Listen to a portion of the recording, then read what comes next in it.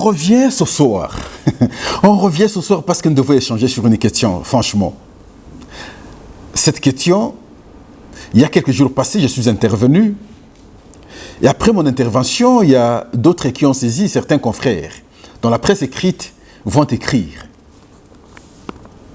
tentant à apporter, comme qui dirait, un démenti sur ce que moi je disais. Non. Mais sans pertinence, quand vous lisez le texte, vous sentez qu'ils étaient vraiment limités. Parce que ils ne savaient pas dire la vérité absolument et à tout point de vue. Et la conséquence, quand vous lisez, vous sentez qu'on forge l'argumentaire. Mais ici, je vais vous expliquer. Je vais lire. Petit à petit, nous irons avec vous, avec des réponses courtes, avec des questionnements clairs, et pour vous expliquer la situation. C'est quoi la situation? Ici, c'est le conflit entre deux sociétés, Octavia et Astalia. Astalia, la société de Moïse Katumbi, Octavia, la société de Pascal Béveragé. C'est quoi le problème? Il est vrai que la société Astalia existe. Mais c'est une société offshore. Ça veut dire basée à l'île Maurice. C'est que vous entendez souvent les gens parler de paradis fiscal. Mais c'est la société appartenant à Moïse Katumbi. Excusez de rire. Offshore. Pourquoi on va là-bas? L'objectif ultime, sinon essentiel, est d'éviter le paiement des taxes à l'État. Mais c'est là où moi je me dis, et voilà, des personnalités demain qui pensent gérer la République dans ce contexte-là.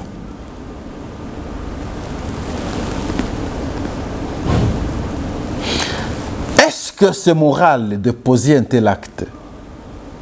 Je dis non. Il faut faire bénéficier aussi à votre pays et donner l'exemple pour que d'autres sociétés fassent comme vous, faire des choses ici que d'aller à l'île Maurice. Mais la société Octavia s'agit d'un groupe établi aux eaux, contrôlé par Pascal Béveragé. Les deux sociétés-là, aujourd'hui, sont en conflit.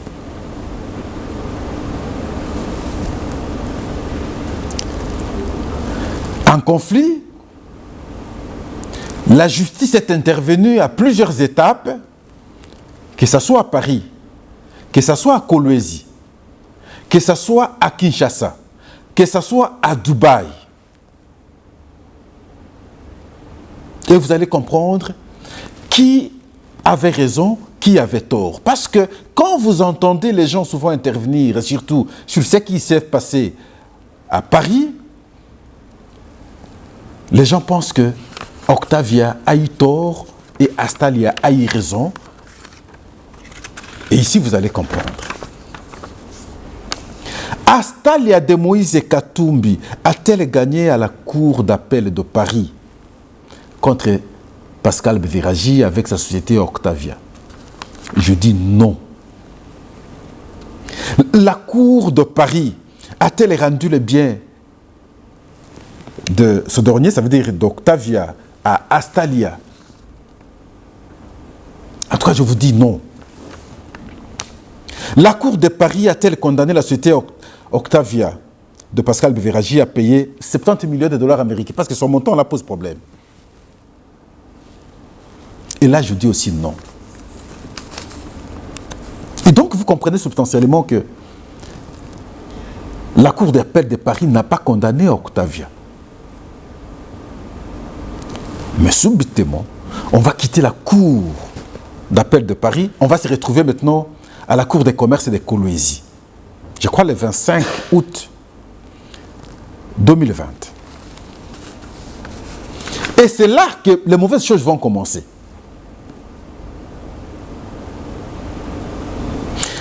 qu'ils vont aller à la cour de commerce de Kolwezi, bien entendu, à l'absence de la société Octavia. Et j'insiste sur l'absence parce que ça va continuer, ça va se répercuter également à Dubaï. L'intention était de forcer un quelconque jugement et les condamner par défaut. Un jugement unique. Pour que finalement, Astalia récupère tout ce qui est d'Octavia. C'est cela l'intention, il n'y a pas autre chose. Est-ce que le jugement du tribunal des commerces de Kolwezi est conforme au jugement de la Cour d'appel de Paris? En tout cas, non. Parce que dans le jugement de Kolwezi, on va ressortir des condamnations, et alors qu'à Paris, il n'y a pas eu de condamnation. Est-ce que le jugement du tribunal des commerces de Kolwezi a été rendu par défaut? Oui, effectivement, par défaut, parce que Octavia était absent. Est-ce que la société Octavia de Pascal Bévéragi a été valablement notifiée? Non. Mais moi, je pose la question, pourquoi elle n'a pas été bien notifiée? Parce que l'intention était toujours là. Avoir un jugement qui va les condamner pour que les actifs d'Octavia soient déversés à Astalia. C'est cela l'intention. Et parmi ces actifs-là, le regard, c'est sur les 70 millions de dollars américains.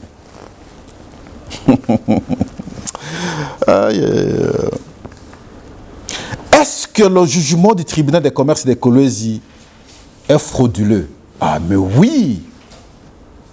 Ah, mais oui, parce qu'on aurait dû d'abord avoir les deux parties, permettre que chaque partie aligne ses arguments, et à la fin du compte, le juge tranche et donne raison à la personne qui peut mériter avoir raison. Mais malheureusement, ce n'est pas chose qui a été faite. Une partie va se présenter et sans penser envoyer un appel à l'autre partie ici d'Octavia de venir participer également au procès pour que on cherche une synthèse, une conclusion valable.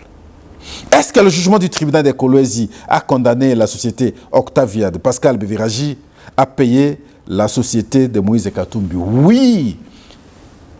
Oui. Et c'est là où nous disons que c'est par fraude. Parce qu'on aurait dû d'abord avoir les deux avis, chose qui n'a pas été faite. Posez-vous la question, pourquoi on n'a pas invité Octavia? Est-ce que cette condamnation est assortie du titre exécutoire? Non.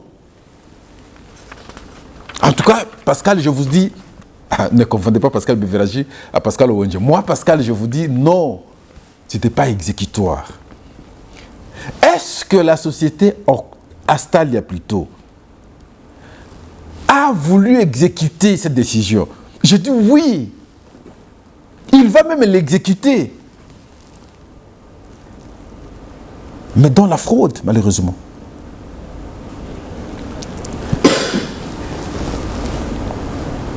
Et comment va-t-il faire passer le document? On va établir un document d'exécution par une greffière quelconque. Donc c'est un faux dossier, un faux document. Et on va vouloir maintenant mettre la main à l'actif de la société Octavia. Est-ce qu'il y a eu appel de ce jugement de Kolwezi? Je dis oui. Et d'abord à Lualaba. Curieusement, le jugement, sinon la cour d'appel de Lualaba s'est déclarée non saisie et pourtant on l'a saisie. Et allez-y comprendre les non-dits. Et c'est ce qui a poussé finalement. Je pose une autre question avant d'arriver à Kinshasa. Est-ce que la procédure était terminée? Je dis non. Et voilà maintenant la société Octavia avec Pascal Bévéragi vont déporter le dossier de Kolwezi jusqu'à Kinshasa. Est-ce qu'il y a eu un jugement opposant Octavia à Astalia à la cour d'appel de Kinshasa-Gombe? Je dis oui. Qui a saisi la cour?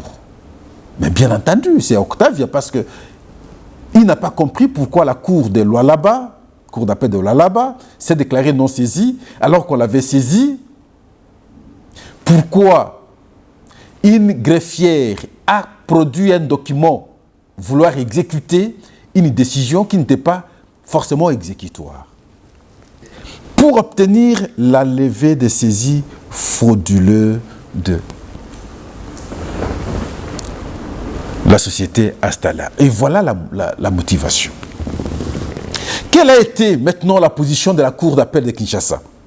La Cour d'appel de Kinshasa, bien sûr, a ordonné la levée des saisies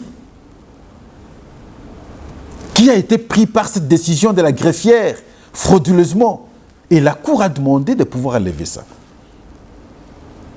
Est-ce que cette décision de la Cour d'appel de Kinshasa-Gombe a été exécutée? Je dis non. Et je dis mais pourquoi ce n'est pas exécuté? Et vous comprenez les non-dits. Vous comprenez? Et c'est là où je dis, mais qu'est-ce qui se passe avec notre justice? Même quand quelqu'un a totalement raison, de manière plus transparente comme celle-ci, mais on ne sait pas exécuter des décisions, simplement parce que, vous comprenez. Est-ce que Pascal Bévéragi a récupéré tous ses biens? Je dis non. Non. La société Octavia aujourd'hui ne sait pas fonctionner à cause de ces mauvaises, n'est-ce pas, décisions prises de manière frauduleuse. Est-ce qu'il n'y a pas moyen de réparer? Je dis il y a possibilité de réparer. Simplement si la justice fait son travail, en tout cas correctement. Le dernier arrêt de la Cour d'appel est-il définitif? Oui. Parce que la société Octavia dispose d'un certificat de non-appel. Le certificat de non-appel est détenu par la société Octavia. Et voilà, on n'a pas compris comment. On va déporter le dossier pour l'amener finalement à Dubaï. On va amener le dossier à Dubaï. Qu'est-ce qui s'est passé à Dubaï? Là, au début de l'année d'ailleurs, la société Astalia va saisir la Cour de commerce de Dubaï et sans que la société Octavia ne soit informée. 1. 2. On va donner une mauvaise adresse de la société Octavia. Oui, le siège de la société Octavia, c'est à Dubaï. C'est comme ça qu'ils sont allés à Dubaï. Mais ils vont donner une mauvaise adresse. Volontairement. Pire encore, ils vont donner un mauvais numéro de téléphone de Pascal Bévéragi. L'objectif était pour que la société Octavia ne participe pas au procès. Et la conséquence sera laquelle? On va condamner la société Octavia. Par défaut encore parce que il n'y a pas eu la défense de Octavia. On va la condamner par défaut. Est-ce qu'on va saisir les biens d'Octavia? Oui. On va saisir les biens d'Octavia. Et je dis une fois de plus, ça c'est mon point de vue, dans l'irrégularité, de la même manière qu'on a fait à Kolwezi. Mais simplement, Dubaï n'est pas Congo. Et on pouvait aussi les comprendre. Parce que lorsque vous amenez le dossier du Congo à Dubaï, ils voient le Congo. Ils ne savent pas différencier les petites cours, tout ça. Non, ils voient le Congo. Est-ce qu'on peut les condamner? On ne peut pas les condamner parce qu'ils n'ont pas eu un autre son de cloche.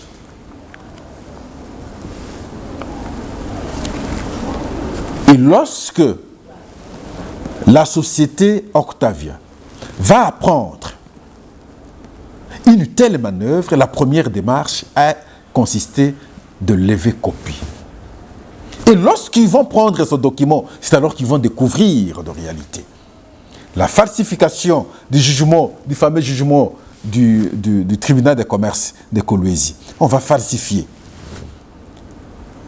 Et il y a eu trop de choses. Il y a une autre greffière qui va fabriquer un dossier, un document, un jugement. Et pourtant, elle n'était pas compétente pour mettre un sceau.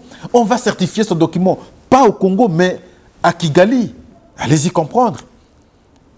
Et on va prendre tous ces documents-là, tous ces faux documents-là, on va amener à Dubaï. Et lorsqu'on va en appel, parce que la société Octavia va amener le dossier en appel, il expose, sinon elle expose tous ces éléments toutes ces irrégularités, et la conséquence a été claire, et le jugement a été rendu.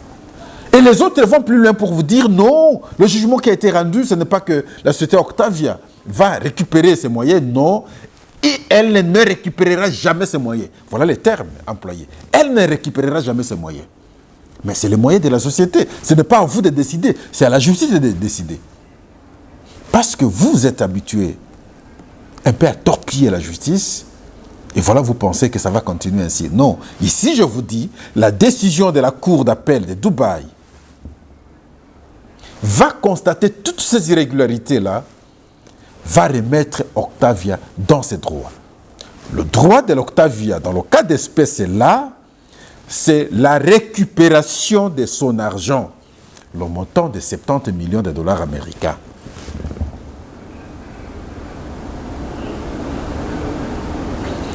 Et, parce qu'ayant compris que le dossier commence à tourner à leur de faveur, il fallait trouver d'autres stratégies, d'autres moyens pour continuer à faire croire à l'opinion qu'ils garderaient la position telle qu'ils ont raison dans tous les jugements. Non, il y a la Cour d'appel de Kinshasa ici qui a tranché autrement. Nous voulons que cette décision soit exécutée. Le jugement de Kolwezi, du commerce des tribunaux de Kolwezi, de mon point de vue, c'est un faux jugement du fait qu'on aura condamné la société Octavia par défaut. Et sciemment, ça a été fait sciemment pour qu'on arrive à ce stade-là. Et voilà pourquoi moi j'ai conclu en disant ceci. On se bat dans ce pays pour avoir les investisseurs. Les gens devront venir ici pour investir, permettre aux fils et aux filles congolais de retrouver, ou sinon de trouver des emplois.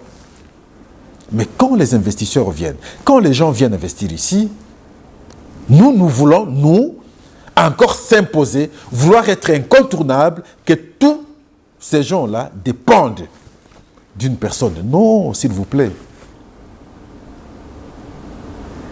S'il vous plaît. Je ne pense pas que ça peut encore passer. J'ai bien voulu apporter cet éclairage parce qu'il y a eu beaucoup de zones d'ombre. Les gens allaient dans tous les sens lorsqu'ils commentaient ce dossier. Beaucoup m'ont appelé pour me poser la question. J'ai eu même, je ne veux pas citer son nom, le monsieur me dit, je connais Pascal Bévéragi effectivement, mais ce qu'on lui fait aujourd'hui, nous qui avions été avec lui, c'est insupportable parce que simplement, même le monsieur a renvoyé pratiquement tout le monde qui était dans sa société. Quel préjudice il a causé aux Congolais. Et voilà pourquoi moi j'insiste. Je veux revenir. Quand vous ajustez un argument contraire à mon point de vue ici, que je considère objectif, j'ajouterai également un autre point de vue. Ceux qui cherchaient à comprendre l'évolution de la question sur ce conflit qui oppose les deux sociétés ici, Octavia et Astalia, je pense qu'ils ont compris à quel niveau est le dossier et à quel niveau la société Octavia a toujours raison, de mon point de vue. Et voilà pourquoi il faudrait que la société recouvre ses droits, récupère tous ses actifs, matériels comme financiers. Et ce sera une bonne manière de dire le droit et garantir à ceux qui viennent investir ici, chez nous, en République démocratique du Congo. Je vous remercie, tout en espérant que ça va encore très bien évoluer, tout en espérant que la justice de mon pays ne sera pas aux ordres des individus, devant les juges, leur conscience et la connaissance du droit, afin de garantir le bon fonctionnement de la société. Ainsi, ce sera justice pour tout le monde, et pour les faibles, et pour les plus forts. Mais si les plus forts doivent continuer à marcher sur les plus faibles, nous serons là, toujours pour dire non. Et c'est le cas d'Astalia et Octavia. Astalia semble s'afficher comme fort pour s'imposer sur Octavia, et nous allons soutenir les faibles qui sont ici, Octavia, pour qu'ils recouvrent leur liberté, sinon leur droit. Merci, à la prochaine.